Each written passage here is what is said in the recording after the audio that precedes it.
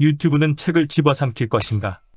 힘의 과시가 아니라 이해를 위한 다리로, 경쟁의 도구가 아니라 공동체의 역량으로, 읽기와 쓰기뿐 아니라 듣기와 보기의 가능성까지. 문화연구자 엄기호와 응용언어학자 김성우가 함께 나눈 좋은 삶을 가꾸는 리터러시. 궁금한 것이 있을 때 책을 읽는 것도 아니고 인터넷 지식 검색을 하는 것도 아니다. 유튜브 동영상을 찾아보며 유튜브 채팅 기능으로 소통한다. 급변하는 미디어 환경 속에서 리터러시의 정의는 어떻게 바뀌어야 할까? 정치적 입장에 따라, 세대에 따라, 성에 따라 서로에게 난독증이냐며 비아냥거리는 댓글을 단다. 지식과 정보를 전달하려는 낌새만 보여도 꼰대가 가르치려 든다고 경계한다. 리터러시가 혐오를 정당화하는 무기가 아니라 성찰의 도구가 될 수는 없을까? 여기서 잠깐만요. 리터러시가 뭐예요? 글을 읽고 쓸 줄 아는 능력이다. 종이라는 매체를 활용하여 우리의 생각과 느낌, 사물, 사건, 현상에 대한 기술 등 여러 가지 의미들을 구성하고 해석하며 소통하는 능력이다. 한마디로 글자를 사용하여 사회적 활동에 참여하는 능력이다. 예, 감사. 근데 웬 반말? 헛, 젊은 세대의 읽기 능력이 떨어졌다고 걱정하는 소리가 높다. 최근 몇 년간 국제학업성 취도평가 PISA의 읽기 영역에서 한국 학생들의 순위가 계속 떨어지고 있다거나 문해가 매우 취약한 수준의 비율이 38% OECD 국가 중 하위권이라는 수치가 제시된다. 우리 아이가 책은 안 읽고 스마트폰만 들여다본다. 학생들이 교과서의 내용을 제대로 이해하지 못한다는 학부모와 교사들의 경험도 근거가 된다. 과연 젊은 세대의 문해력 수준이 떨어진 것일까? 이것을 문해력의 위기라 할 수 있을까? 삶이 말에 스며드는 방식에 천착해온 문화연구자 엄기호와 말이 삶을 빚어내는 모습을 탐색해온 응용언어학자 김성우가 문해력 리터러시에 대해 이야기를 나눴다. 지금 리터러시의 상황을 위기로 부르는 평가가 정당한지, 미디어 환경의 변화는 인간의 몸과 사고를 어떻게 바꾸고 있는지, 리터러시를 경쟁의 도구가 아닌 공공의 인프라로 만들어갈 방법은 무엇인지에 대해 폭넓게 논의한 기록이 도서출판 따비의 신간 유튜브는 책을 집어삼킬 것인가 삶을 위한 말기, 문해력, 리터러시에 담겼다. 리터러시 위기인가 변동인가? 문해력 혹은 문식성이라는 번역어가 널리 쓰이고 있지만 뉴스 리터러시, 미디어 리터러시, 환경 리터러시에서처럼 리터러시라는 외래어를 그대로 쓰는 빈도도 점차 높아지고 있다. 누군가에게는 매우 친숙한 이 단어는 누군가에게는 처음 들어보는 말이며 이 말을 자연스럽게 꺼내는 사람들조차 제각기 다른 개념으로 사용한다. 이 문제적 단어 리터러시의 정의부터 먼저 살펴보자.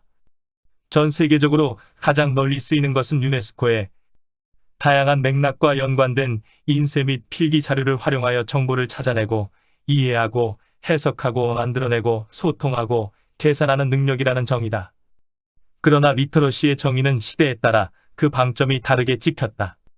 고대에는 문학의 조예가 있는 학식 있는 사람, 중세에는 라틴어를 읽을 수 있는 사람, 그리고 종교개혁 이후에는 자신의 모국어를 읽고 쓸 수 있는 능력을 가진 사람이 리터러시를 갖춘 사람이었다. 그렇다면 리터러시를 둘러싼 지금의 환경은 어떨까? 초등학생들이 숙제를 할 때 책이나 백과사전, 심지어 검색 엔진도 아닌 유튜브를 검색한다고 한다. 책을 만지기 전에 스마트폰이나 패드를 조작해본 디지털 네이티브가 늘어나고 있다. 교과서와 전과를 중심으로 기초교육을 받은 기성세대와는 판이하게 다른 정보 환경이 도래한 것이다. 저자들이 리터러시의 위기라기보다 변동이라고 주장하는 이유다.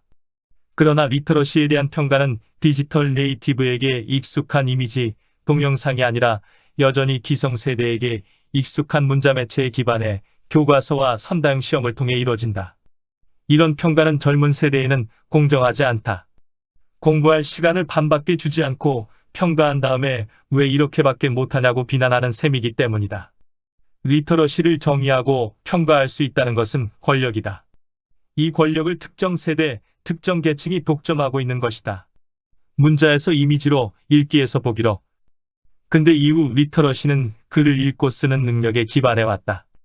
문자라는 매체와 읽기라는 행위는 사유의 길이와 스케일, 체계성을 획기적으로 키워주었으며 그를 통해 시민으로서의 개인, 개인으로서의 시민이 탄생했다. 저자들은 읽기 쓰기 행위가 가진 이런 장점의 핵심인 추상성이라는 진입장벽을 살펴보아야 한다고 지적한다. 책이나 신문 등을 진득하게 읽어내고 거기에서 의미 있는 지식을 뽑아내는 데는 기호체계의 습득, 태도나 의지, 주의 집중 등의 능력이 필요하다. 이것은 계급적으로 분배될 가능성이 높은 자원이다. 경제자본, 문화자본이 풍부한 가정의 자녀들은 다양한 미디어를 접하며 정보 습득, 학습, 엔터테인먼트 등을 위해 좋은 콘텐츠를 선별해서 활용하지만 방치된 아이들은 웹을 떠돌며 시간을 하염없이 보내기 일수다. 한편 리터러시가 무기처럼 휘둘러지는 경우도 자주 볼 수 있다. 최근 인터넷상의 논쟁이나 SNS의 댓글에서 자주 등장하는 단어가 문해력 리터러시다. 서로를 이런 문해력 딸리는 것들, 독해도 안 되는 주제라는 말로 조롱한다. 리터러시가 상대방을 조롱하고 비판하기 위한 정치적 수사가 된 것이다. 리터러시가 있고 없으므로 혐오 또한 커진다. 노인네들 유튜브 그만 보고 책 좀 읽어라, 신문 좀 읽어라. 같은 말에서 드러나듯이 특정 집단의 지적 능력에 대한 비하를 통해 혐오를 정당화하는 무기가 되는 것이다. 저자들은 리터러시의 위기가 있다면 이런 성찰성의 위기라고 진단한다. 소통의 위기, 공동체의 위기, 나아가 민주주의의 위기다. 읽기에서 보기로 멀티미디어 시대의 리터러시. 유튜브로 대표되는 짧은 동영상에 빠진 어린 세대의 문해력 부족을 한탄하는 시선 반대쪽에는 읽고 쓰는 능력이 여전히 가치가 있느냐는 의문, 이제는 동영상 촬영과 편집까지 가르쳐야 하느냐는 조바심이 자리를 차지하고 있다. 이에 대해 저자들은 매체가 몸과 뇌에 어떤 영향을 끼치는지를 먼저 고찰해야 한다고 말한다. 셰익스피어의 로미오와 줄리엣을 책으로 읽을 때와 영화로 제작된 것을 볼 때 뇌가 활성화되는 방식이 다르다. 슬램덩크를 만화책으로 볼 때와 애니메이션으로 제작된 것을 볼 때가 다르다. 이처럼 우리 뇌는 같은 내용뿐 아니라 다른 매체성을 경험한다. 다른 매체성은 호흡의 문제와 연결된다. 영상의 시대라고는 하지만 텍스트를 읽는 양으로 보면 이전 시기보다 훨씬 많을지도 모른다.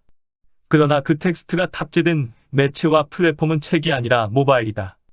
기성세대는 10대, 20대가 유튜브 영상만 보고 책은 읽지 않는다고 비판하지만 헤드라인만 보고 판단해버리거나 세 줄 요약만 읽고 내용을 다 알았다고 생각하는 것은 40대, 50대 또한 마찬가지다.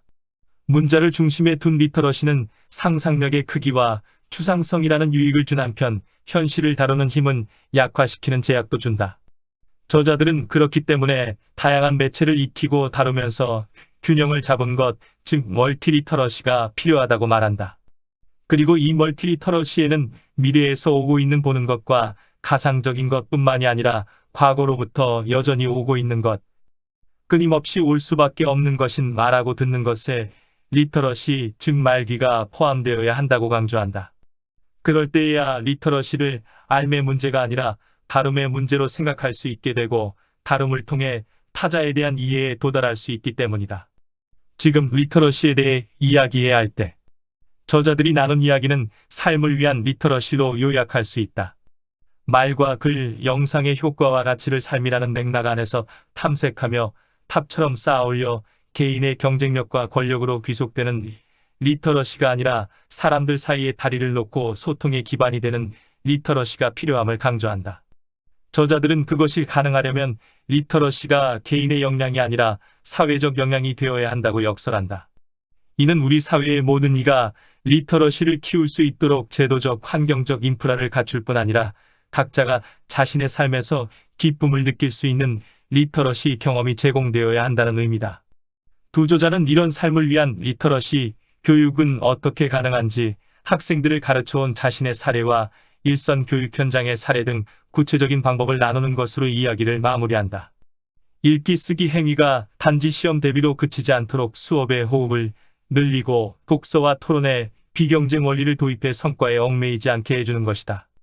그래야만 텍스트와 이미지의 세계를 자유롭게 여행할 수 있고 타인의 말과 생각을 굳이 반박하지 않고 의견으로 받아들일 수 있기 때문이다. 저자들은 지금이 바로 리터러시의 변동과 그 영향에 대해 숙고해야 할 적기라고 강조한다. 이 책은 텍스트를 중심으로 이어진 교육의 성과와 과오를 검토하고 각자 도생의 능력이 아니라 좋은 삶에 복무하는 리터러시에 대한 논의를 여는 초대장이 될 것이다. 네, 잘 들었습니다. 그래요? 냉,